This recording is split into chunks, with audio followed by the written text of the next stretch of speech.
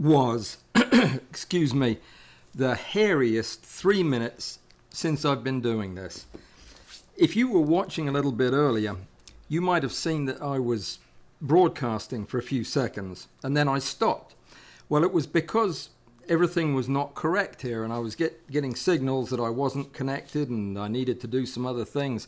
What I didn't realize was when I pressed the button to take me off the air, it permanently got rid of that whole live stream. That's the thing. The whole live stream disappeared, so I had to reschedule it. And now it's a different live stream, which is why nobody's here. It's just me. But at least I'm here and live, and there was music and everything. That was troubleshooting at the highest order. And that's what we're going to be talking about tonight, is troubleshooting. It's a super important skill in macro photography. But I wonder if there's any way. I tell you what, if one of the bouncers is here, I bet Alistair or Bud or Amy are here. If you are, could you go to the other one? If you figured this out and you're at this one now, could you go to the other one and say we're over here? I don't know how you do that.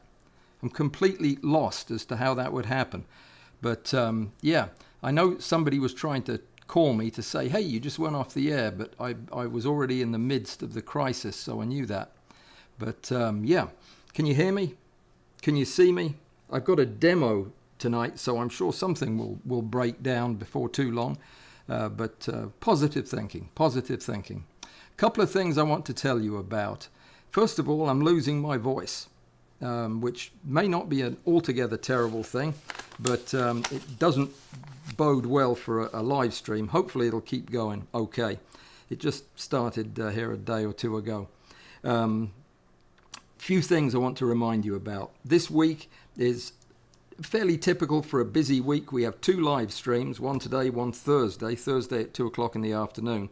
Thursday afternoon, I didn't get to show you any of the cover art either, I bet, because the music probably stopped working at the end there. But anyway, I can show that to you in a minute. I will, because it's me wearing a tiara, which is not something you'll see very often. But yeah, on Thursday, we're talking about crystals one more time.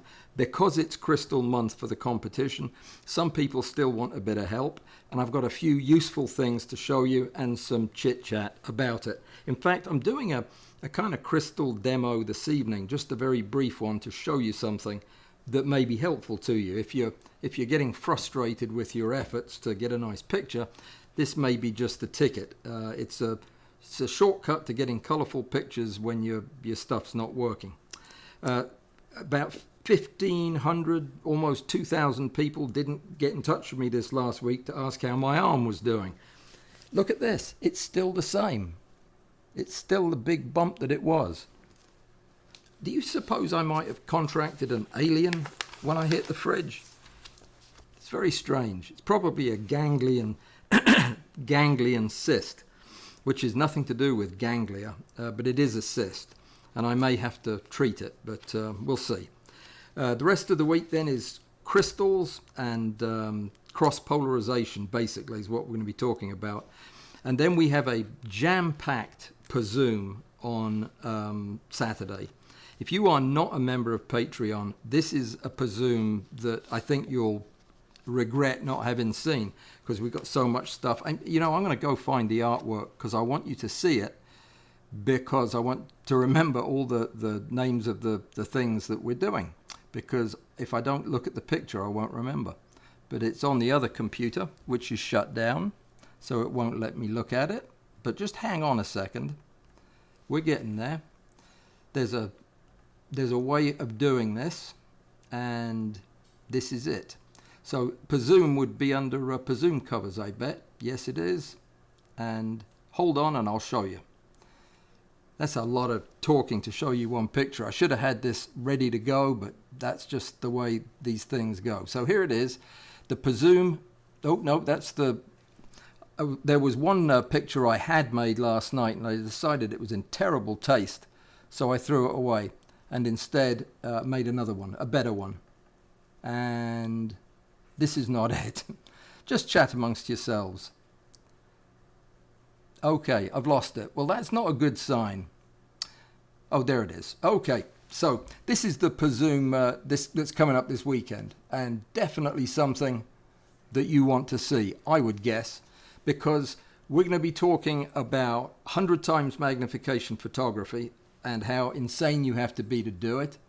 We're going to talk about the microscope company we looked at last week, and some questions have been coming in, and I'm going to answer those. We're going to be looking at not the actual video for the Optilux review, but I'm going to be giving you some inside information on what's coming your way in that regard, because I'm shooting that video this week.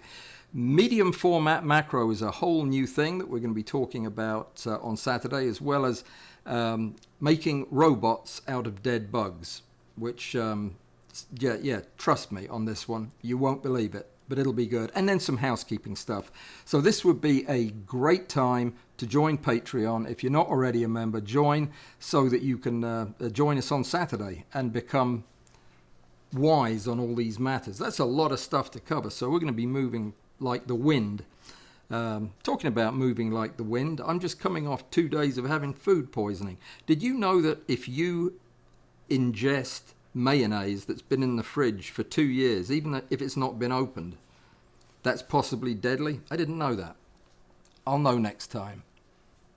I'm going to start looking at the dates, I think. That wasn't the only thing I ate, but that's the number one suspect. So I already see some. Are they questions? I can't see. No, they're just. Alistair's saying, phew, he just made it. I'm the one that just made it. Yeah, it was. Oh, blimey, it was close. So sound and vision are good. 19 people waiting, can't find the old stream. Right, the old stream is gone. It just evaporated. This is the only stream out there now. The only thing that people can do to get into this stream is just go to my site on YouTube, go to the live button, and this one will be showing as the only one. The other one disappeared. I feel terrible about that, but it was that or nothing at all, I think. So people will probably figure that out and check it out. Sorry about that. Very complicated. Tangent is not on this weekend. There is no Tangent. Well, there is a Tangent, and he's busy doing other things. So we put it off until May the 25th, which is 1 month, and that puts us back on schedule. So May the 25th, a regular Tangent, and boy, have I been doing a lot of that 3D drawing stuff. Well, not a lot, but what I've been doing has been difficult. Would you like to see? I know you would, because that's what we're talking about tonight, is the thing that I made, or am making. Both. When you start out making one of these things and you have it all in your head, it sounds pretty easy until you start drawing it and realize how many bits and pieces there are to it. And yeah, it just gets complicated. So this doesn't look like much, but this is half the size of my previous cross-polarization viewer. That thing is a glass slide that you can use as a handle to move the thing round and round. I don't know why I'm showing you the drawing. I can show you the thing. It's on my desk. This is going to take half as much time to print as the original, and it has a couple of added features. So yeah, I'm going to be talking about that on Thursday, and I'll probably share the plans with anybody who wants them on Saturday, because I'll have printed a final prototype for that. You're wondering what goes in here and what goes in here. I'll show you that in just a second. In fact, that's what we're going to be doing tonight for a few minutes anyway. All right, there's a bleep coming through on the phone that I can't see. But that usually means something's gone haywire. I bet there was no sound when I showed the thingamajig. Let me see. Nope, just somebody checking in on me. That's nice, isn't it? Anyway, yes, I'm fine. Thank you very much for checking, and I'm here. So let's get on with the show, shall we? There's no Tangent until next month. We covered that, and the rest of the week we've already talked about. So the demo, let's do that first, because the troubleshooting thing is tied into this. Talking about troubleshooting, just as I was getting ready to start, the prototype quit working. I mean, like, just as I pressed play, the start thing, the light went out. I'll show you what I'm talking about here.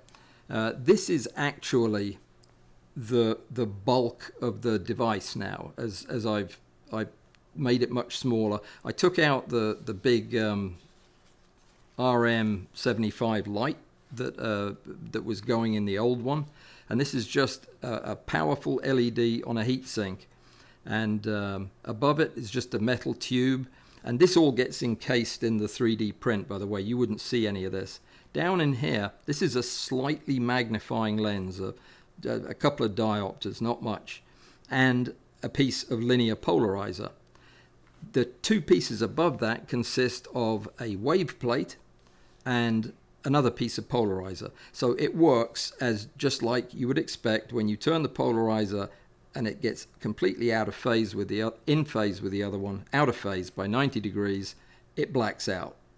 And when it does, the only thing that shows through is birefringent light that's been bent.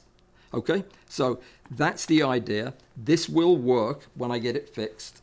I'm turning it off for now because for the demo I want to use a more reliable light. So I'm using the RM65, and there is my this is my diffuser to soften it, because without this, look how bright it is. On the lowest setting, can't see a thing. So 2 wads of napkin, and then my polarizer, like so. All right. Now, I happen to have a very, very good example of why you need a quarter wave plate or a full wave plate, and I'll tell you what that is in just a second. No, I'll tell you what it is now. A wave plate simply slows down the light. It retards the light. Well, it doesn't slow it down. It retards the way the light is diffracted. I got in trouble for getting too technical on this, so I'm not going to go there. It changes the light. Now, if you have something like resorcinol, which is a chemical that I dissolved in methyl ethyl ketone because it likes to dissolve in that, I end up with this.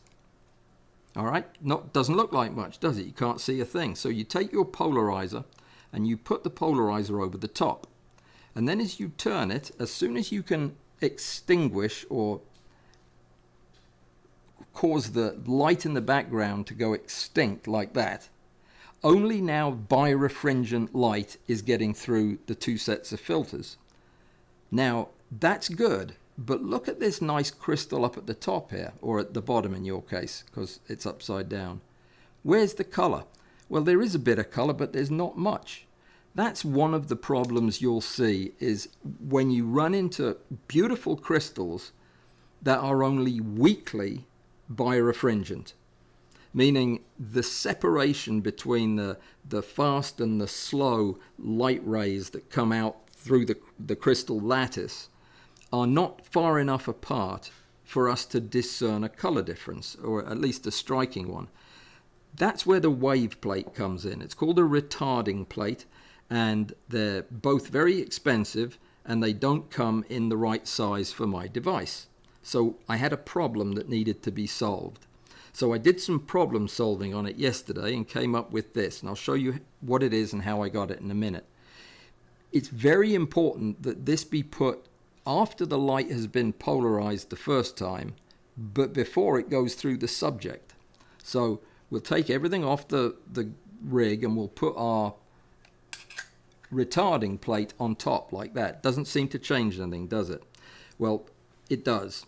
Then we'll put our birefringent material on top of that. Still nothing. Then we'll take our polarizer and we will start to turn the polarizer until we can extinguish all of that light in the background. It's going to be hard because of the, wow, you really got to see this up close to see the amount of color. So let's extinguish all the background light. All I'm doing is turning the polarizer. It's hard because I'm at an angle. That seems to kill most of it. Let me put it down on the plate like so. We've just got too many other lights in here. That's part of the problem is the light from the screen. But you can see where the crystals are. It's all colorful all of a sudden. Now we can turn that retarder plate to get different effects. because it's now causing the light to split up in a very different way. And we can see that by balancing the two, the retarder and the polarizer, you can get some remarkable color combinations. There, when fully extinguished. See that crystal now, how blue it is? If you don't like the blue, just change the angle of your retarder and you can change it to just about any color under the sun. Anyway, it's great fun. This is an easy fix. And let me show you about where that retarder plate came from. I need to take a picture of that. That really looks remarkably good. So if you don't learn anything else about this, it's how you treat the light will determine whether or not the crystals, and just about any crystal you can make will have some birefringence in it. It is this. You have a light followed by one piece of linear polarizer, which looks like a brown sheet of plastic. You can cut it with scissors. Some of it's sticky on one side. That's it. Above that, you may or may not need a retarding plate. I'm going to show you how to make one in just a second. The only other thing you need is another piece of polarizer. Now, what I've done for my convenience is I found this set of diopters at the thrift shop. They were about 50 cents, and they came with a set of 4 of the worst diopters I've ever seen. Just truly awful. Here's the best one of the lot. So they were magnifying glasses in a housing. And what I did was I took all the magnifying glasses out of all the different housings, and I ended up with 4 lens rings. And all I then had to do was get a round piece of plastic. Now, it's a specific kind of plastic, but as soon as I show it to you, you'll say, oh, I know where I've got a piece of that. But all you have to do is take a piece of that, mount it in this, or not mount it at all. This is just to make it easier to turn, and you've got a wave plate. This is the plastic I speak of. How do I know that this is the right kind of plastic? Because it's hard and it's brittle, and if you snap it, it'll have pointy ends on it. It feels like the stuff knives and forks are made out of. I don't know what it's called, I'm afraid. I should have looked that up. But it's hard. It's one of the not nice plastics to work with. But if you're very careful, you can cut a perfect circle in this using nothing but a saw. In this case, I used a jeweler's saw. When you buy a jeweler's saw, which is a $20 investment, like a little hacksaw, it comes with a packet of blades. There are 144 blades in a packet, and there's a reason for that. It's because they last about 144 seconds. Unless you use them, and then they last a shorter period of time. The blades are, imagine what kind of blade you would want if you were going to be cutting your wedding ring off. Yeah, you wouldn't want something that would also remove your finger, for example. No, this thing is incredibly small, and it's got a little rough edge on it, and it goes in the saw like thus. You can, if you're careful and take your time, cut a perfect circle, just trace it out and follow it with a jeweler's saw, and you'll only go through 15 or 20 blades. And then that just goes into the ring. It's got a retaining disc in it that holds it in place. And there you've got all your bits in 3 little packets like that. That's the whole thing. You can view crystals till your old age with just those 3 things and a source of light. Resorcinol just happens to be a particularly good choice. Well, it was luck, actually.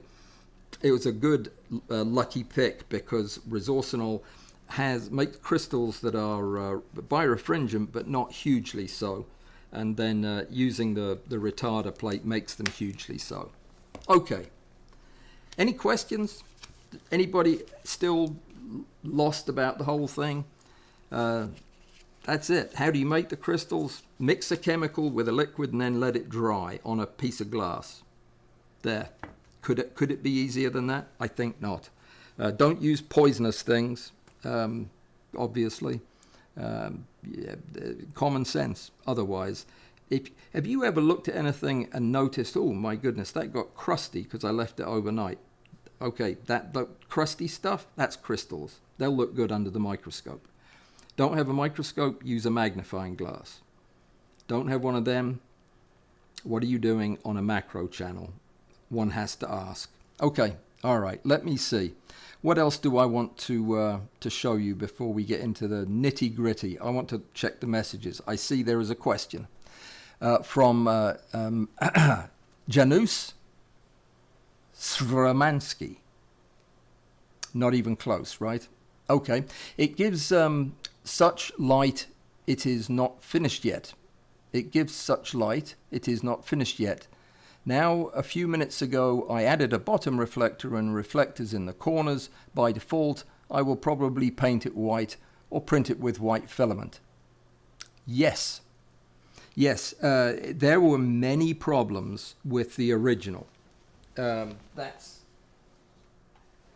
of them were big, but some of them were irritating. The first thing, I couldn't find any screws that were small enough for the little bit of room I had to put the screw, and long enough to go into the base. So I just used metal these are actually the spokes from a kid's bicycle. Yeah, the next door neighbor's kid's bicycle. It's probably still safe though, isn't it? There were only 4 spokes I borrowed. Anyway, it's got a screw on the end of it, a spoke does, and you can push it down in there and it actually screws into the threads I cut in there by luck. The other thing is some of the holes are too small for the discs the way I had printed them. But that's okay because I've redone it in the new one. The new one's going to be a whole lot easier, less fidgety. And of course it won't have the big thing at the bottom. So if you haven't already started printing that, please wait for the good one to come out. It's very near. I've just got to put a slot in it at the top so that you can, without having to touch anything inside, you can change the orientation of the polarizer and the wave plate. Okay, so that's that. Let's talk about troubleshooting. That sounds like a great project you've got going there, Mr. S, or Mrs. S, Janusz. Send me a picture of it when you get done. I'd love to see what you came up with. 32 people made it over from the other stream that I aborted there. That was quick though, setting up the new one. Let me tell you about troubleshooting and why it is so important and why it's important enough for me to want to set aside half an hour to talk about it. I consider it one of the most significant markers of where you are in the acquisition of skill when it comes to something like this. Macro photography is a highly technical and detail-oriented specialty in photography.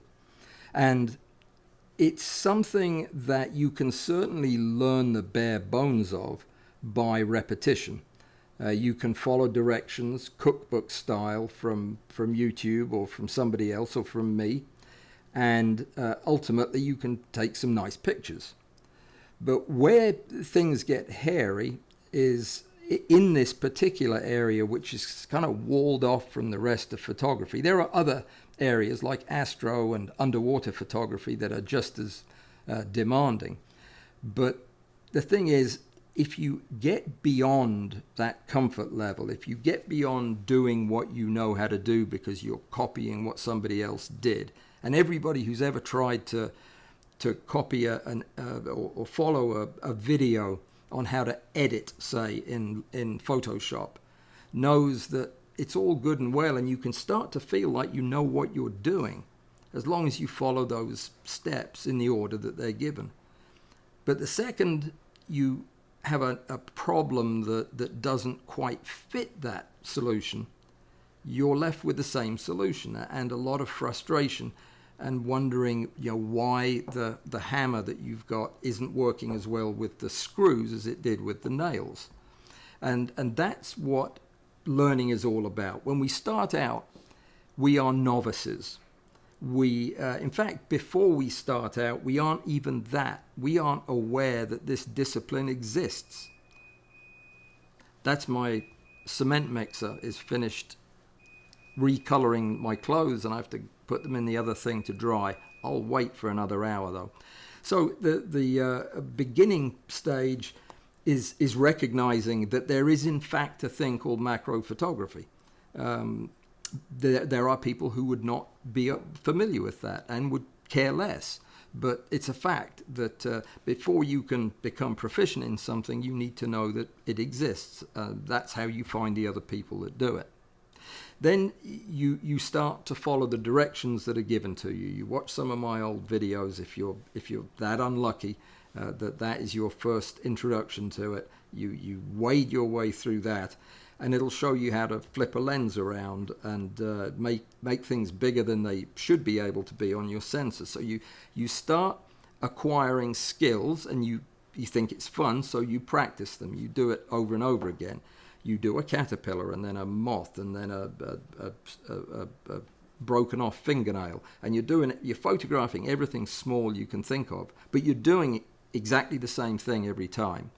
You're setting it up on a reverse prime 50mm lens on your kitchen table with a couple of cheap rails, and you're taking good pictures, and you start to get comfortable with that.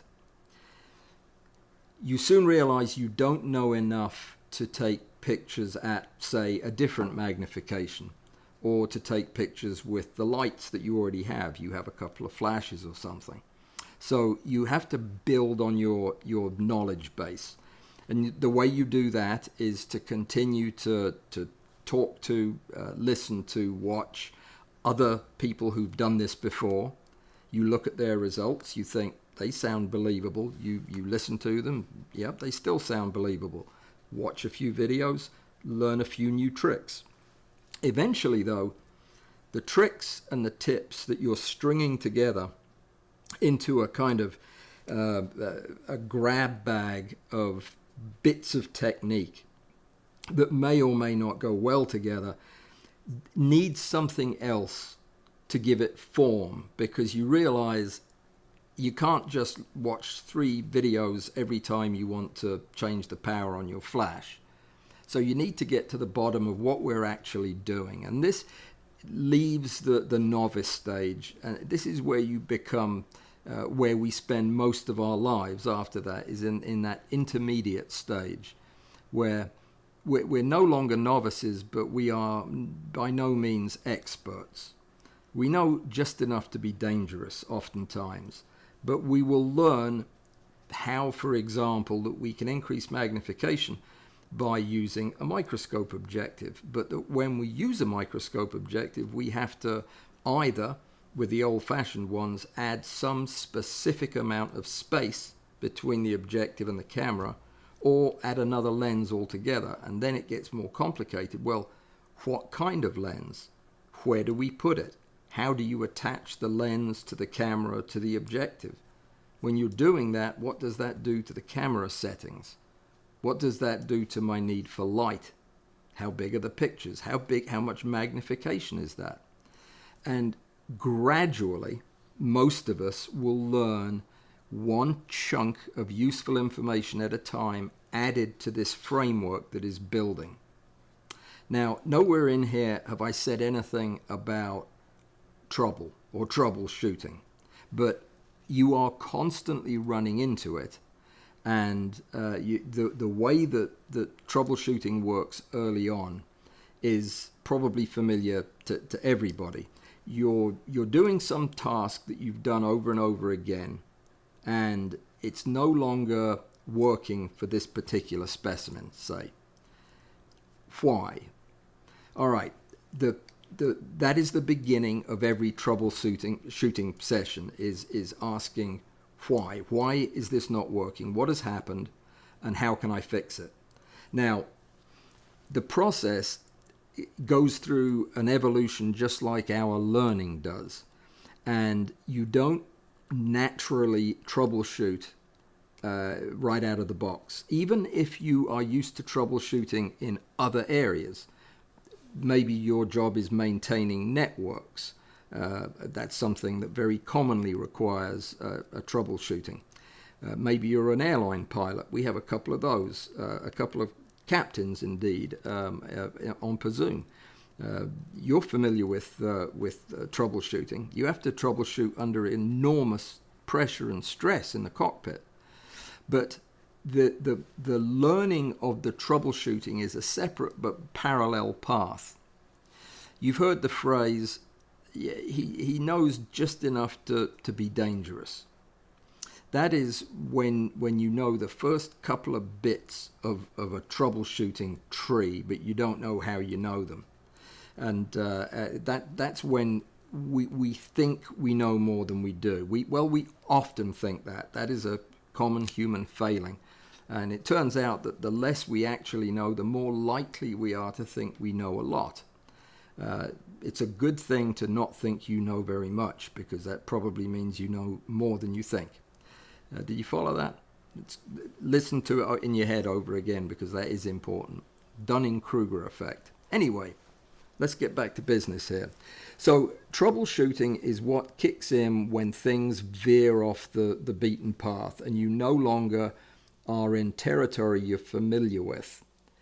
Troubleshooting, in the strictest sense of the word, is a set of actions that are used in an ordered fashion to diagnose and usually correct a specific problem. That's probably something like what you'd find in a dictionary, but that's common usage of the word troubleshoot. I'm going to use it in a much bigger sense, meaning the ability to recognize, first of all, that you are off the beaten path, to draw on all that you've learned and all your prior experience to come up with a differential list of things that could have gone wrong in the order in which they probably have gone wrong, and then the steps to correct them. But at every step along the way, you know where you are and what you're doing. You take a big black box problem and you break it down into small bite-sized problems that you know how to fix. That is how I was able to fix a 3D printer that quit working over the weekend. Now, I'd love to say it was my troubleshooting that saved the day. It wasn't. It was an early stage in my troubleshooting, which is to ask for help from people who know more about the system than I do. So I asked Larry, and who else did I ask? Bud, Amy, people I know that do 3D printing. I said, listen, this is the problem that I have, and I need some help getting to the bottom of this. And I described the problem. The problem was, because it's interesting, I'll tell you, you know that a printer places its print on a heated bed, a metal plate, where it builds up the print, and that keeps the plastic in the right condition as it builds it.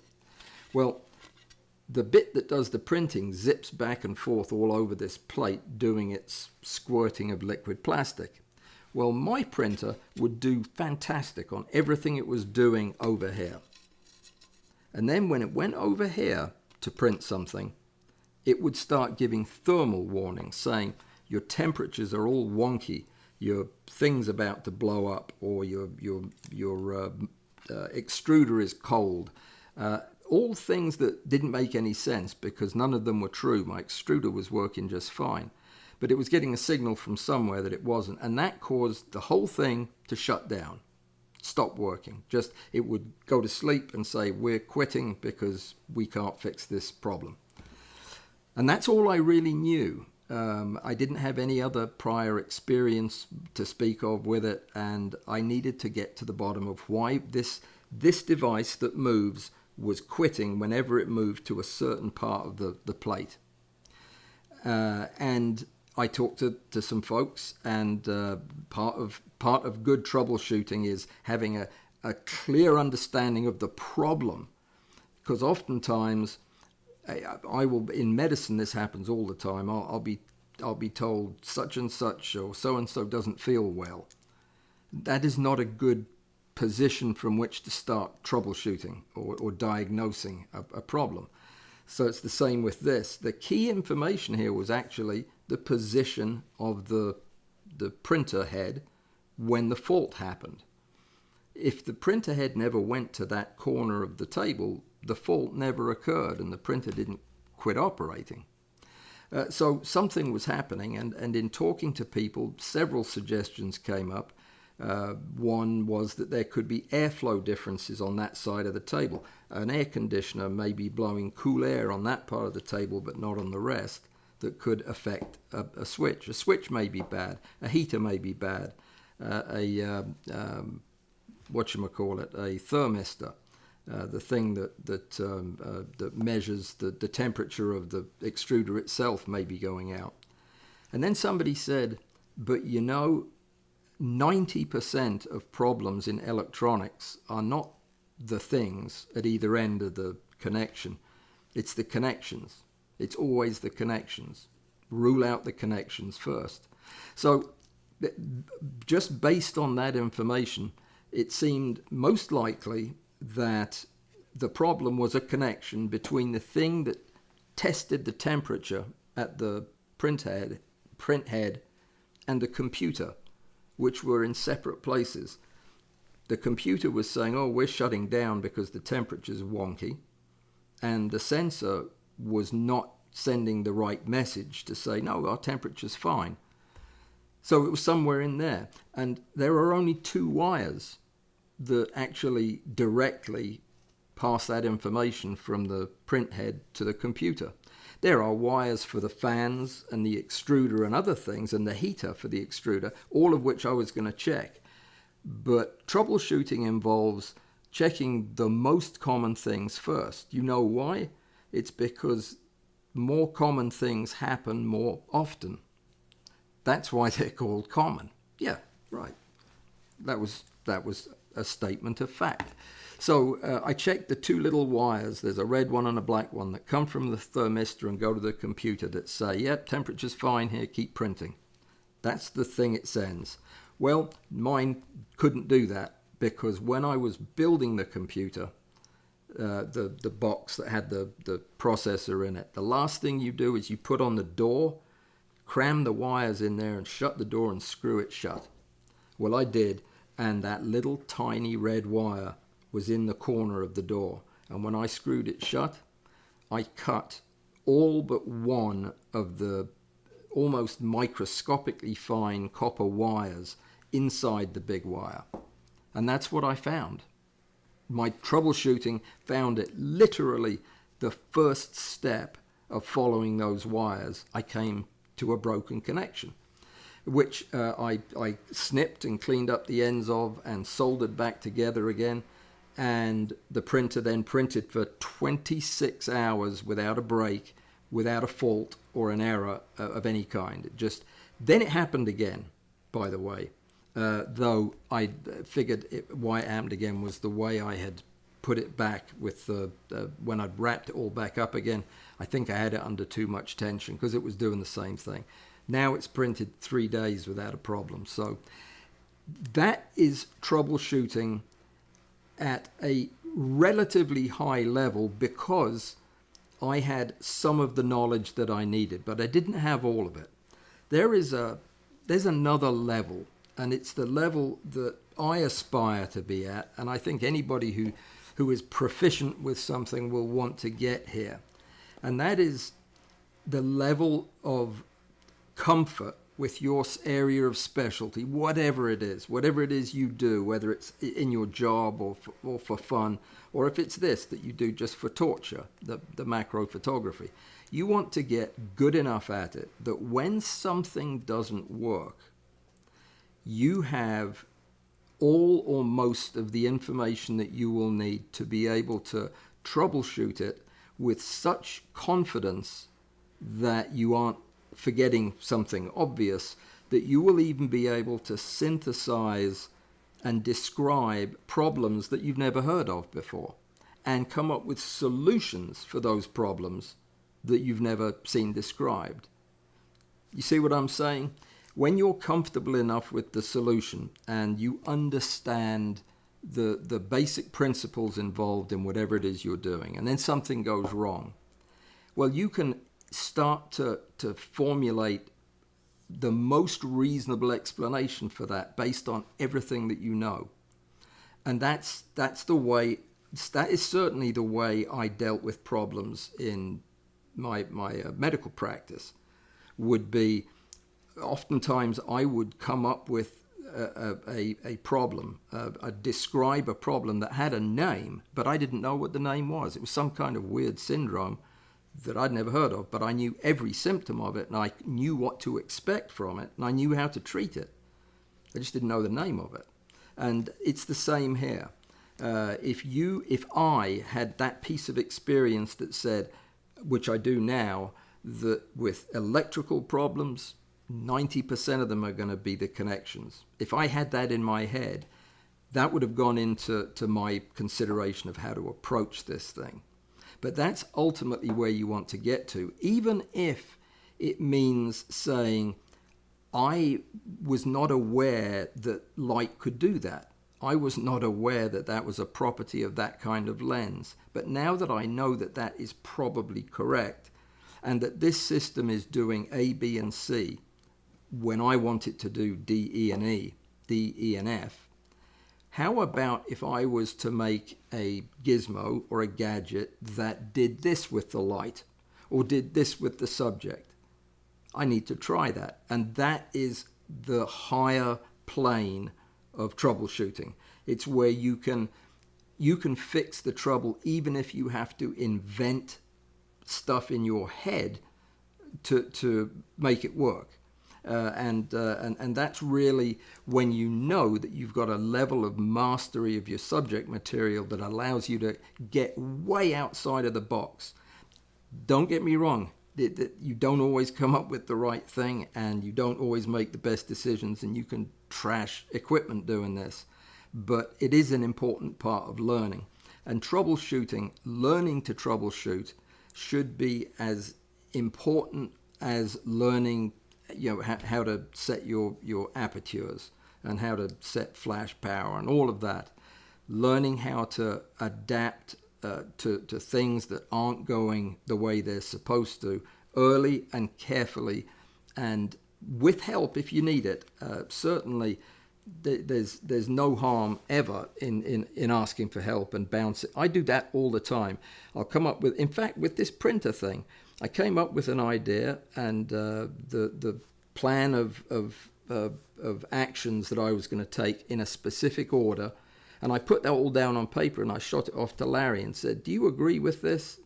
And he agreed with all but one thing that he thought should be higher priority, and he has more experience, so I moved it and moved on. But that's why troubleshooting is so key. Let me tell you what happens if you don't learn to troubleshoot. If you don't learn to troubleshoot, you become a slave to other people's knowledge. And that is a sure way to take some of the excitement out of macro photography or astro or underwater or whatever the technical area of photography you're in. If you can put together your microscope objective relay lens in a twinkling because you've done it 50 times before, but when you buy a new microscope objective that has a 1mm different size thread, if you're completely lost and don't know where to start, that's the piece that's missing, is the troubleshooting piece that will reduce that to its principal parts, its core parts. Is this new objective the same type of objective as the old one, or does it use a different build? Is it a finite objective as opposed to an infinite one? Does it have the same tube length requirement when it's used in a microscope as this other lens? Is the screw thread the only thing that's different, or is the pitch also different? And you start to answer these simple questions and put together a picture of your solution in your head, of what you need. And it's almost always the most common question I'm asked, aside from who is my barber, is I forgot what the question was because I was trying to be funny. The most often question I'm asked is hey, I've got an EL Nikkor enlarger lens that I want to use in reverse. What kind of adapter do I need? Can you point me to the right adapter? Okay, this is a good example where problem solving would have been perfectly suited for this. You have a lens that won't fit on your camera. It is not difficult, even without the tools you'd need to measure thread. It's not difficult to arrive at a few conclusions. You can also look it up online, but I mean, if you're going to just treat it as a pure problem-solving exercise, there are only so many ways you can do it, and you have X number of adapters at your disposal. Is one of them going to work? Well, it's just a matter of identifying the threads you need from each. And I do this all the time. Every day I'm trying to find new arrangements that require different for this thing. I must have used 15 different adapters to try to get all of this to fit together in the smallest space. So how do you do it? In an orderly fashion. You know that for the microscope, the receiving part of the adapter must be female because the microscope is male. The microscope objective is male. You know that the part that's going on your camera lens has to be a male because all filter threads are female. So you already have these crucial pieces of information that cut your search down by more than half, or it only fits on the flange of your camera. So now we're just down to figuring out distances and pitches, the thread size and the pitch. It really is that simple. And when you'll know that you're getting it when you have a new lens, a new non-camera lens, your old tubes and relay lenses and everything, and a box full of rings, and you go through the process of attaching A to B and realize you can't, but you're able to go online and type in the exact specifications of the adapter you need because you know exactly what it is you need. You need an M62 to M26 male to female adapter, and there is only one of those. And there you go. And you order it and you're done. That's where you need to get to, because when you're doing that with adapters, you're also doing that with why isn't my microscope light coming on, or why is this picture blurry? And that's where it starts to get really interesting, is you've done everything that you saw in the video. You've got everything set up exactly the way it was done, and your picture is still blurry. Why? Well, that's what macro photographers spend most of their life troubleshooting, problem solving, is figuring out why they aren't getting the picture quality that they think they deserve. We think we deserve. I think I deserve. And the process, the more not mechanical, the more thoughtful it is, the more useful it will become to you. So, you can probably name for me 10 things right off the top of your head that will cause blurriness in a photograph taken on a macro rig. But which one is it? And how are you going to find out? That's why troubleshooting is such an important skill. One of the tools that I find to be very useful is having a checklist. Not maybe a checklist that you would necessarily use every day to set up a rig, but a checklist that you would use at a time like this to make sure that you're checking the more common things. Is this an issue of diffraction? Because somewhere along the line you've either added too much distance so that your effective aperture has become too tiny, or you've actually somehow closed the aperture on one of the lenses down. Is that what it is? Or is it motion? How stable is your bed? Are there ways you can figure out how stable it is? Yeah, your phone's got an accelerometer in it. You can do all kinds of things to see whether or not you're shooting on a stable base. What about the camera settings? Is 1 second too long an exposure when you're doing this macro photography on a train? Yes, it probably is. And so on and so on and so on. You know all of this in your head, and when you hear it discussed, it's all familiar to you. But you'll know you really got it when all of those bits and pieces form the framework for your troubleshooting. And yeah, that's what I wanted to talk about. I think it's fascinating. I think when you can troubleshoot a problem and come up with a working solution that you then implement and it fixes the problem, there are few things in life more satisfying than the first few times you do that. In fact, every time you do that, the ability to take things and bring them back on course when they've wandered way off course is a very, very cool experience. And of course, it is a requirement to have that if you're going to be an effective teacher, because that is crucial. In fact, it's one of the things I go to great lengths to make sure that when I'm teaching, that is teaching what to do when things don't go as expected is as important as when they do, because they never do actually go as expected. Does anybody have any questions? Are any of you teachers? Does anybody disagree with this or think that troubleshooting's not that important? Just ask somebody to fix it for you. You can do that too. But sometimes you have to know it's broken.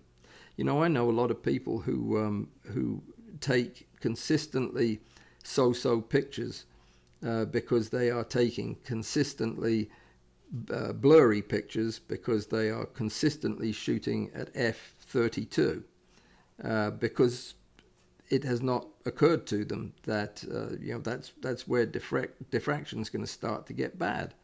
A lot less than that, but that's my point. Is you have to know there's a problem first. So yeah, it's all important, but yeah, it's a good goal to have. What do you do for a living? Do you use troubleshooting in your work? And how does it differ? The kind of troubleshooting you do from a checklist is as important and as common as the kind of higher level troubleshooting I'm talking about. That there is a place for both, and they are both very useful. If you're working within a highly technical system, maybe an expensive or dangerous system, then it becomes very important to follow prescribed steps and to listen to people that have done it before. For our kind of stuff, when it most of the time it's not going to kill you to get it wrong, but sometimes it can cost you a very expensive piece of equipment. It's good to start early and build that foundation right from the beginning. It's a good question to ask your instructor. If you're taking a lesson and the instructor says, do A, B, and C, and that'll give you a nice sharp picture. Great question to ask is, what if it doesn't? What if I do everything we've talked about up to this point and I take the picture and it's not sharp?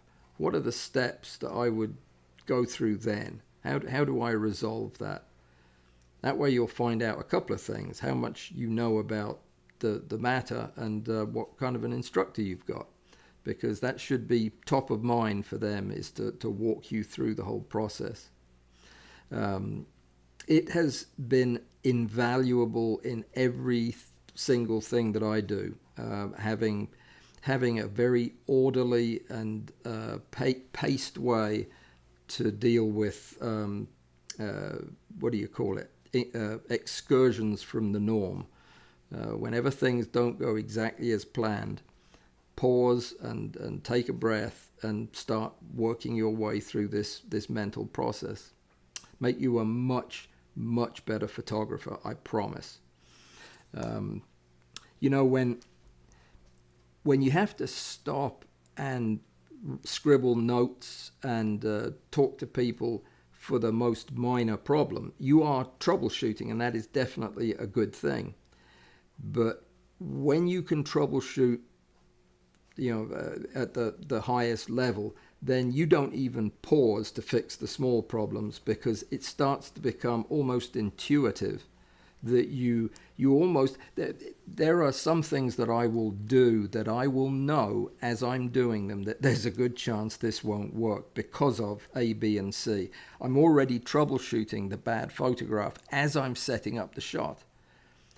I'm not sure if that's a bad thing or a good thing, but it certainly makes it easy to fix when it is in fact a bad shot.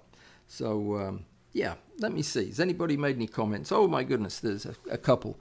David, first of all, David, thank you for reminding folks to hit the like button. You do it every week, and I never thank you for doing it. Thank you for doing it. I appreciate that. I don't know if they do it. Do they do it? Yeah, well, I think probably some do. So thank you for that. Do make sure to tell Janus where to send his images. He has images and designs for 3D printers. Okay. He has some excellent setup photos. I would, and you're new. That I knew because I didn't recognize your name. Is it pronounced Januts? So, can I call you that until I know? Yes. If you were to send the pictures, if you go to the Walls app, that is WALLS-app.com, and somebody I think will probably write it here in the chat. If you go there, you're allowed to attach pictures to your note, and you can write me a brief note and attach the pictures. And if you need to, if there are more pictures than you can do that with, just write me the note, and I will get in touch with you behind the scenes and arrange for you to put them in a Dropbox or something, and we can look at them together. Let me circle back around. I made a comment in one of the live streams last week that was not very charitable, and yeah, I want to cycle back on that just a little bit. I was responding in an irritated fashion to comments about me not getting my messages answered in a more timely fashion, and I made a snide remark about having been really busy, which I had been really busy, but the snide remark didn't belong in there. I am trying my best, I really am, to get to messages in a timely fashion.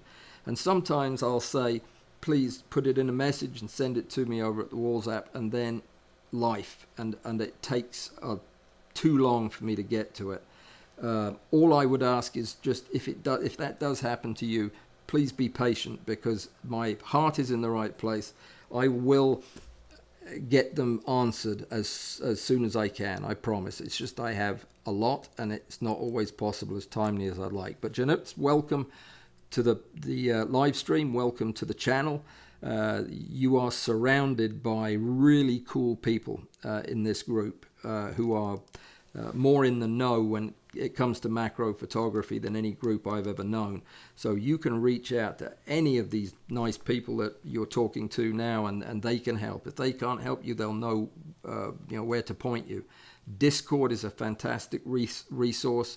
Another place that I need to be more often than I am, but the Walls app is a great resource, links to everything, and also a way to get in touch with me that I will answer. If you are anticipating wanting a lot of interaction, your best bet is Patreon. I hate to say that because that costs a few bucks, but that is my Patreon folks get first everything. Because they're the ones that keep the doors open. Yeah, that's always an option too. But I will answer your message over on the Walls app. In fact, I'll go over there now when I get done. So I look forward to seeing your pictures, and I'm always up for better ideas on design and what have you.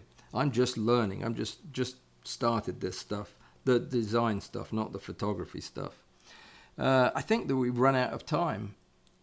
2 minutes. That went by unusually fast. Was it interesting to anybody? It was fascinating to me. I love these meta topics where we talk about yeah, how we learn and you know, how we make mistakes, that type of stuff. It's very useful to know. Okay, another message. From get him to submit them to the Discord or Walls app. Yeah, either one. I'll go over to both. The problem with Discord is it keeps not letting me in when I click on it. Now I've got a password that I can't find. I know, no excuse. But the Walls app I do check, so that's probably the best. Let me see. So Alistair's saying, I did, and he put the one version of his rig in the My Rig. Okay, My Rig is a curated collection of rig pictures. I need to be more clear about that. I'll get with those involved, and I think Bud is actually has been overseeing that. But yeah, don't worry about it. I'll find them over there and get to them. For the future reference, if you've got a picture you want me to see, and I love seeing your pictures, everybody, just go to the Walls app, write me a message, and attach the picture. I will get it. I will get it. And if somehow you know my email from before, I may or may not get that, but I will get the Walls app one. Okay, we are out of time, and my voice held up, but only just. I will look and comment on the setup. I promise. I don't look at your pictures and then not comment. If I haven't commented, that means I haven't seen your picture. Because if you take the time to send me a picture, I will send back a comment, even if it's nice pic. It's usually more than that. Okay. All right. I'm looking forward to seeing it, Janus. That's that's exciting stuff. I love it when we have ideas and then people go out and build those ideas, because that to me, it's the other half of macro photography that I love so much, is coming up with fixes where there isn't one. And there isn't going to be one of these polarizer doodads except for this one until you guys build them. So I look forward to seeing those pictures. Look, thank you for coming, everybody. I appreciate your patience. I'm sorry about the mix-up at the beginning. And yeah, the rest of the week's going to go very, very smoothly. I'll see you on Thursday at 2 o'clock in the afternoon. Failing that, I hope to see you on Saturday at 10 o'clock in the morning for a rockin' per Zoom. And beyond that, I can't think any further beyond that. So we'll stick with that for now. Take care and be well. Thank you to my bouncers, Alistair, Amy, Bud. You guys are the best. And to my Patreon supporters, could not do this without you, as well you know. Have a good one. Take care, everybody. Good night.